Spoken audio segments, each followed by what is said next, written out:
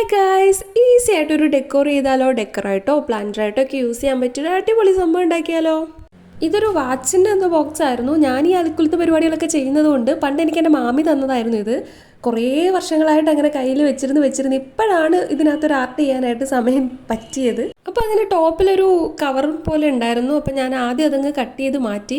പിന്നെ കളർ ഞാൻ ഉദ്ദേശിച്ചിരുന്നത് ഒരു ലൈറ്റ് സ്കൈ ബ്ലൂ ഷെയ്ഡ് കൊടുക്കാമെന്നാണ്.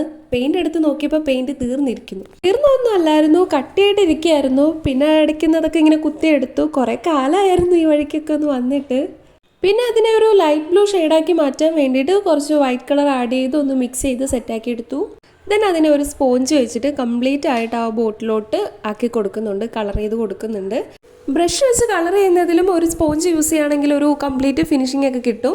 അങ്ങനെ ദെൻ ബോട്ടിൽ കംപ്ലീറ്റ് കളർ അപ്ലൈ ചെയ്ത് കഴിഞ്ഞു. ടോപ്പിൽ ഒരു യെല്ലോ ഷെയ്ഡ് കൊടുക്കാമെന്ന് കരുതി. അങ്ങനെ ആദ്യം ബ്രഷ് വെച്ചിട്ടൊക്കെ ടോപ്പിൽ ട്രൈ ചെയ്ത് നോക്കി. പക്ഷെ വർക്കൗട്ട് ആവുന്നില്ലെന്ന് കണ്ടപ്പോൾ നേരെ സ്പോഞ്ച് തന്നെ എടുത്തു. അങ്ങനെ 2 കോട്ടിങ് കളർ ചെയ്യുന്നുണ്ട്. ബോക്സിൻ്റെ താഴ്ഭാഗത്താണെങ്കിലും ടോപ്പിലാണെങ്കിലും 2 കോട്ടിങ് കൊടുത്തിട്ടുണ്ട്. അങ്ങനെ കളറൊക്കെ ചെയ്ത് കളറൊക്കെ ഡ്രൈ ആക്കി എടുത്തിട്ടുണ്ട്. ഇനി ഈ ബോട്ടിൽ നമുക്ക് കുറച്ച് അൽക്കുലത്ത് വരകളൊക്കെ ആവാം. ഞാൻ എൻ്റെ കയ്യിലുണ്ടായിരുന്ന കുറച്ച് കളേഴ്സൊക്കെ ഇങ്ങനെ റൗണ്ട് ഷേപ്പിൽ വെറുതെ വരച്ചു കൊടുക്കുന്നുണ്ട്. നിങ്ങൾക്ക് ഇഷ്ടമുള്ള രീതിയിൽ ഇത് ഡിസൈൻ ചെയ്യാം. ഫൈനലി ആ റൗണ്ടുകൾക്കൊക്കെ താഴെയായിട്ട് കുറച്ച് യെല്ലോ കളർ അപ്ലൈ ചെയ്ത് കൊടുക്കുന്നുണ്ട്. ദെൻ എല്ലാത്തിൻ്റെയും സെൻട്രലായിട്ട് ഓരോ ഡോട്ട് വീതം ഇട്ട് കൊടുക്കുന്നു.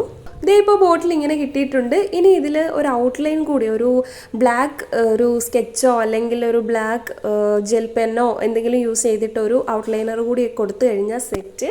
ഇനി ഇതിൽ നമുക്ക് ഒരു പ്ലാന്റ് എന്തെങ്കിലും നടാം. ഞാൻ ഈ ഒരു പ്ലാന്റാണ് നട്ടിട്ടുള്ളത്.